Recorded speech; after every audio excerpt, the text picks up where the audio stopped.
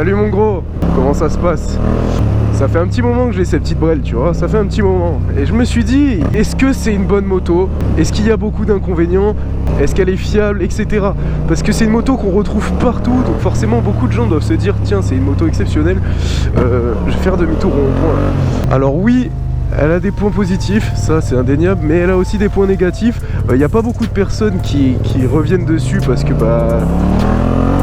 MT-07 tu connais, c'est la moto la plus vendue, etc. Et ça c'est pas pour rien.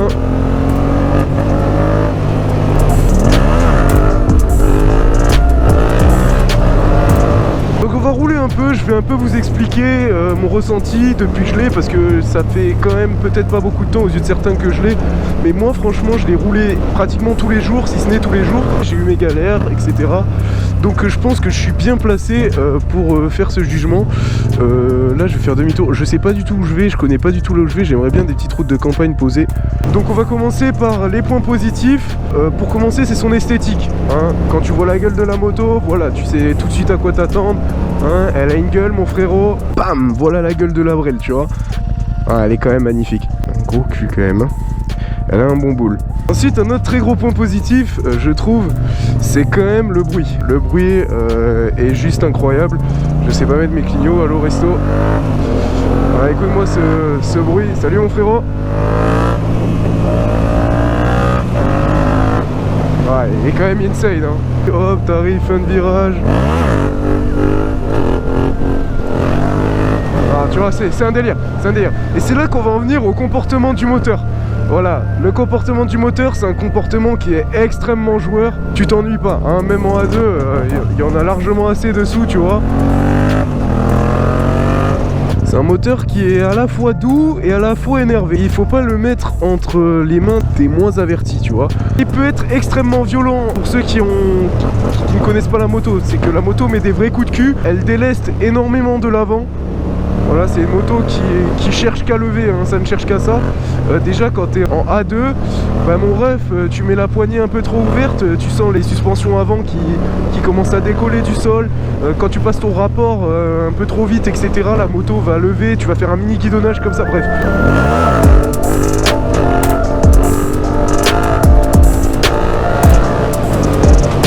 Moi, tu me donnes juste ma moto, tu me donnes un temps pareil. T'es libre mon ref, t'es libre, mate-moi ça, putain, mais c'est pas bon. Les moutons là. Tu vois, c'est ça un peu la MT-07 aussi quand même. Je vous donne un petit goût de ce que ça peut être une balade avec, tu vois. Après moi je suis vraiment pas un exemple, hein. Moi je suis un gros kékos, je suis un boucher frérot. Ne pas prendre exemple sur moi, hein, sûrement pas.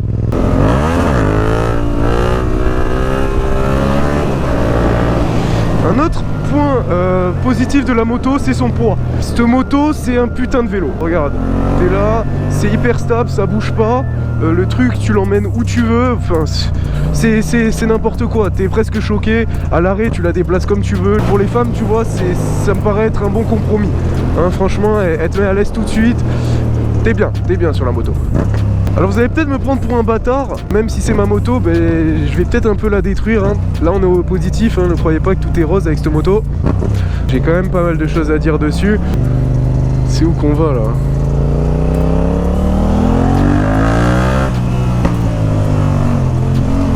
Elle fait son petit effet la MT-07, hein. Le bruit est quand même incroyable, hein. Le bruit est magistral. Bon après j'ai une sortie qui facilite un peu la chose, oui c'est vrai. Ah, remamie. Putain, je suis quand même sympa, hein.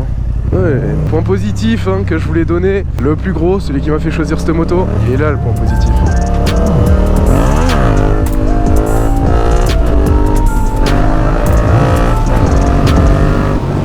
Les wheelings. Et oui, c'est une moto exceptionnelle, hein, pour le wheeling. C'est une moto vraiment incroyable. Ça lève tout seul. Franchement, je comprends qu'il y ait des gens qui aiment la moto, qui aiment pas le wheeling, qui mettent des anti-wheeling dessus, parce que c'est tellement débile. Mon ref, t'arrives, ouais, voilà, tu fais un mini coup de sirette, le bail il part direct en I, quoi. C'est n'importe quoi. Même en A2, alors j'imagine même pas en full. Elle a un frein moteur exceptionnel. Elle a un frein moteur exceptionnel, peut-être un peu trop des fois. Alors vous allez me dire, ouais tu déconnes, le châssis, la transmission. Eh les gars, je suis pas mécano, ok. Moi je vous donne mes ressentis en tant que motard. Voilà, en tant que motard qui prend du plaisir sur la route avec sa moto. Je suis pas là à vous donner les ressentis techniques, ouais, le newton-mètre de couple par rapport à d'autres motos de sa catégorie. Est-ce que ça vaut le coup, la tenue de route, voilà, sous la pluie, vous avez ça d'adhérence. Eh les gars, et qu'on n'est pas sur Moto Journal là, moi je vous donne simplement mon avis en tant que motard. Voilà, j'ai 19 ans, voilà, j'ai pas forcément énormément d'expérience dans la mécanique, etc. J'en ai vraiment pas mal sur la route, pour vous dire, hein, je prends la moto tous les jours, j'utilise souvent, je fais beaucoup de balades, voilà. J'adore exploiter mes machines. Moi, tout ce que j'ai, c'est mon ressenti par rapport à mes anciennes motos, par rapport à tout ça, voilà.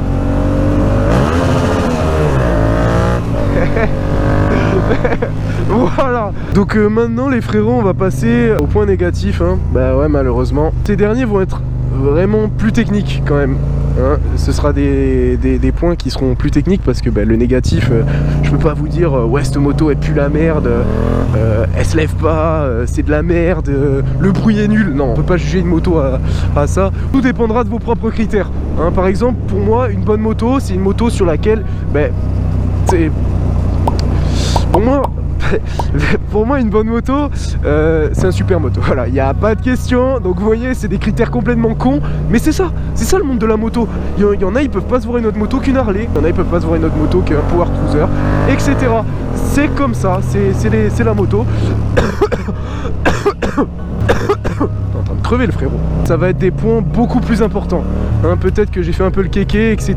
Tous ces avantages sont dans le parfait branleur. Tout ce que je vous ai cité c'est exactement dans ça, à part quelques petits trucs comme forcément on se sent bien dessus, etc. On va commencer tout de suite par un point qui me paraît très important. C'est vraiment un point que j'aurais bien aimé connaître avant. Quand tu conduis comme un assassin, elle consomme, mais qu'est-ce qu'elle consomme, sa grand-mère. Je vous jure, j'ai jamais autant fait le plein. Vous allez plus voir la station essence que vos propres darons. En plus avec le prix de l'essence en ce moment, j'ai dû faire le plein 30 fois. 20-30 fois en 2 mois, même pas là. Après je tire beaucoup de temps, je conduis comme un baiser, mais c'est mon utilisation de ma moto quoi. J'ai toujours utilisé mes motos comme ça. Et là franchement j'ai jamais eu une moto qui consomme autant. Alors les entraînements wheeling etc, oui c'est vrai que ça peut avoir, mais honnêtement les gars ça pique, hein, ça picote. Pour un mec qui conduit tout le temps comme ça là, voilà, le mec se met en 6 à 50, il va être en mode économie, forcément elle va rien lui consommer au frérot. Mais quand t'es comme moi, t'es toujours dans les rapports, t'aimes bien le bruit, t'aimes bien la faire gueuler, tu tapes des wells etc, bah, je peux te dire mon pote que ouais normal, faites attention. Oh putain, oh le kleps. Eh ben mon vieux. Ensuite c'est pour toutes les MT en dessous de 2016. Toutes les motos ont obligatoirement l'ABS à partir de 2016. La mienne est de 2015.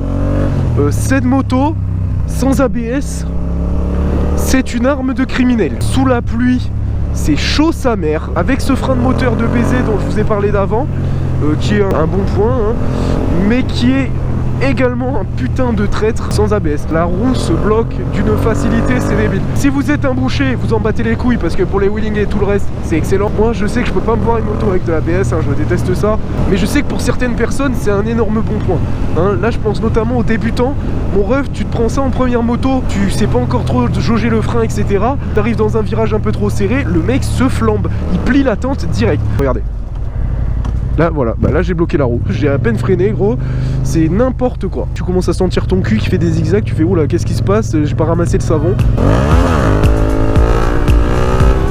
Si vous êtes grand, faites attention parce que cette moto n'est pas vraiment fait pour les grands gabarits. Je fais 1m85. Là je suis complètement habitué, du coup ben, forcément ça va tu vois. Parce qu'en fait le truc qui est relou c'est au niveau des genoux.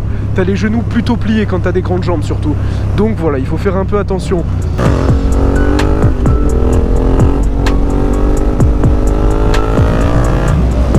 Eh mais attends, mais ici c'est l'endroit où je venais avant pour m'entraîner à lever là. Cette grande route, je puais la merde gros. Je faisais quoi? Je faisais des trucs à la cour. Je faisais des trucs à la cour comme ça. De retour sur ces traces.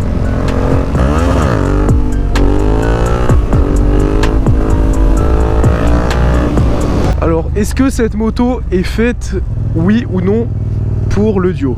La réponse est juste non.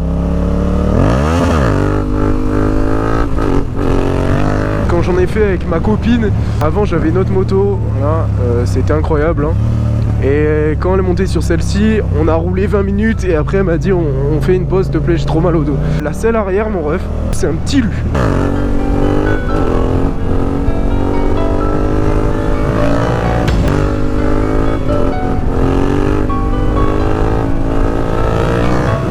Alors à mon avis, si tu mets une selle confort, ça peut le faire. Je sais qu'il y a beaucoup de gens qui en font en duo, hein, pourtant. Je vois énormément de gens en duo.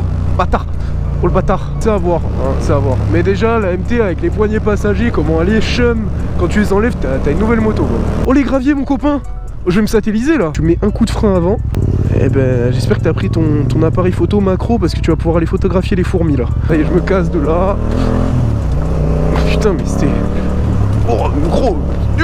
Eh ben tiens, merci beaucoup le terrain là. Eh oui, les suspensions de la MT, mon ref. Ah, parlons-en alors parlons-en, hein, parce que moi j'ai une prépa suspension, puisque mon collègue qui avait la moto avant était un débile et faisait des wheelings H24, donc il a pas voulu flinguer la fourche, il a fait une petite prépa suspension. Vous allez me dire, ouais, tu peux pas donner un bon avis dessus et tout, toi t'as des suspensions modifiées. Si, puisque j'ai déjà testé des MT sans prépa. Quand tu viens d'une moto qui a des putains de suspensions, hein, moi j'avais un mono avant. Oh, l'assassin! Putain, encore une fois, je l'ai pas vu. Quand j'ai eu ce MT, alors même avec la prépa suspension, elle picote, hein. Je peux vous garantir que même avec la prépa suspension, ça picote.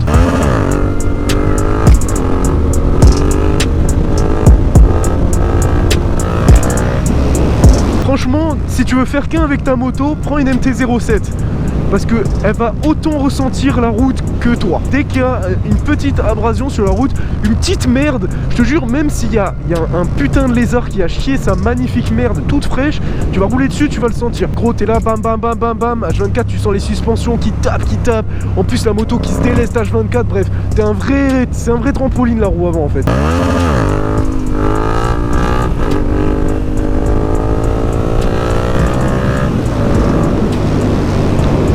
Alors, on va passer à un autre point négatif que je trouve à la moto. Eh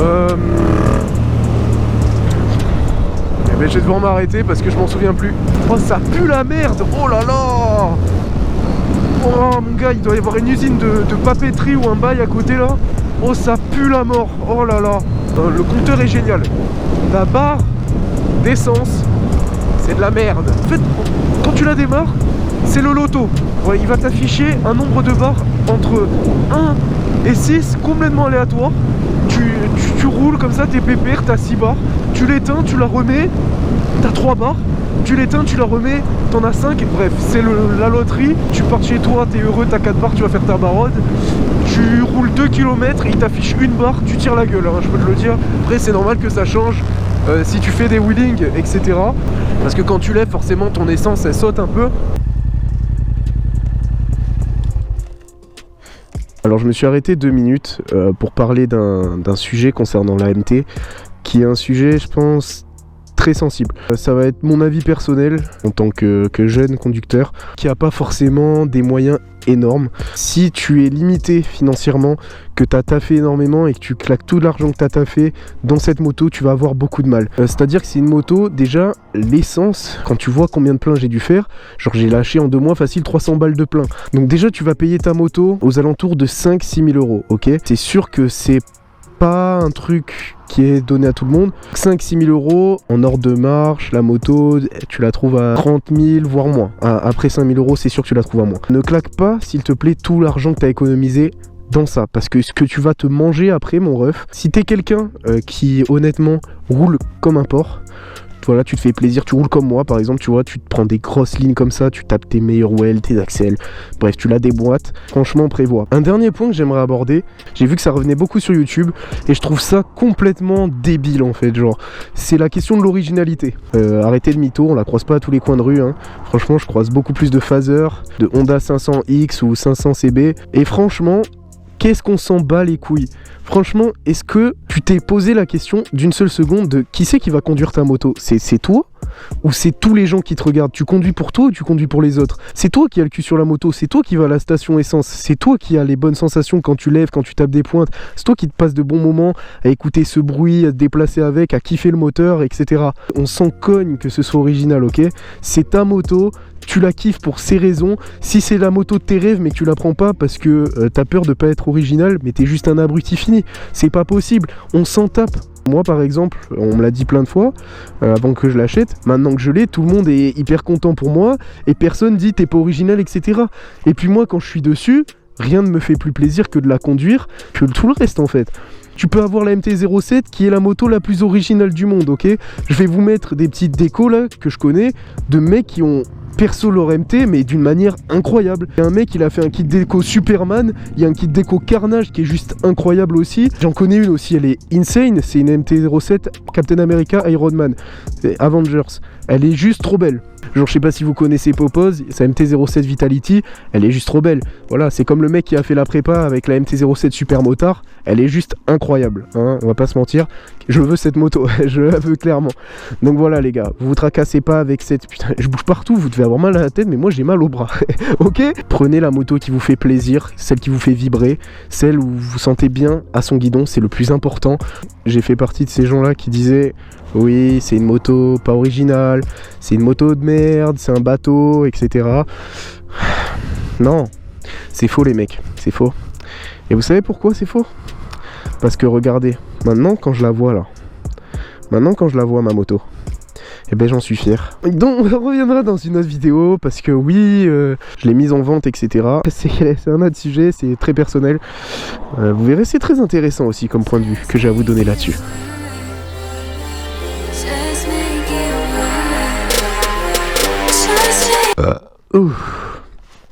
Ah mes souhaits.